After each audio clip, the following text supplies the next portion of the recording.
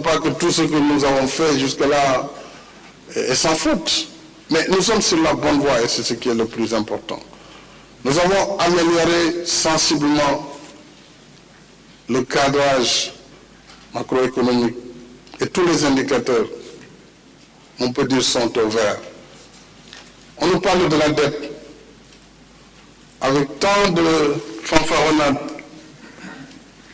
Mais la dette, lorsqu'elle est utilisée à bon escient, lorsqu'elle sert à investir dans l'infrastructure de production et de développement, c'est une bonne dette. C'est une dette qu'il faut encourager. Aucun pays du monde ne peut se développer sans s'endetter. Mais lorsqu'on met des milliards pour un festival de danse ou de musique, et que les milliards s'évaporent dès que les lampions sont éteints, oui, cette dette pose problème. Nous ne sommes pas endettés pour le train de vie de l'État. Nous sommes endettés pour donner de l'eau aux populations qui ont soif partout dans le Sénégal. Nous sommes endettés pour mettre des routes, des pistes et des autoroutes, pour assurer une bonne fluidité de la circulation et donc éviter ces manques à gagner qui étaient chiffrés rien que pour la région de Dakar à près de 100 milliards de francs CFA par an du fait des embouteillages. Nous nous sommes endettés pour construire des universités. Nous nous sommes endettés pour réduire définitivement, éliminer les abris provisoires et les remplacer par des classes en dur. 6 000 classes seront construites d'ici 18 mois pour éradiquer les abris provisoires sur l'ensemble du territoire national. Donc voilà. Et nous respectons les critères de l'UEMOA que nous nous sommes fixés. Le Sénégal n'a pas violé un seul principe sur ces critères de convergence.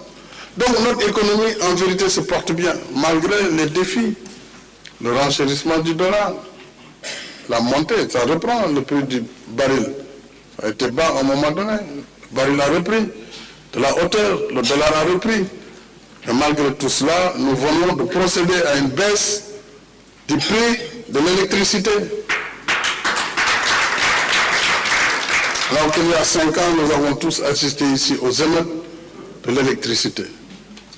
Le khouï kamak, comme on disait. Je pense que même s'il y a un peu de khouï, il n'y a pas de kamak quand même tout le temps. Les fanfaronnades de l'opposition ne sauraient nous dévier de notre trajectoire, puisque c'est des fanfaronnades, de véritables fanfaronnades. Et j'ai en mémoire comme ça certains documentaires, lorsque je suis beaucoup, comme je suis beaucoup National Geographic, j'aime la nature, lorsqu'on parle de l'ours polaire, souvent est en hibernation. Alors, on hiberne pendant 4 ans, à la veille des élections, on se réveille, on fait du tintamarre et on pense qu'on va soulever les montagnes.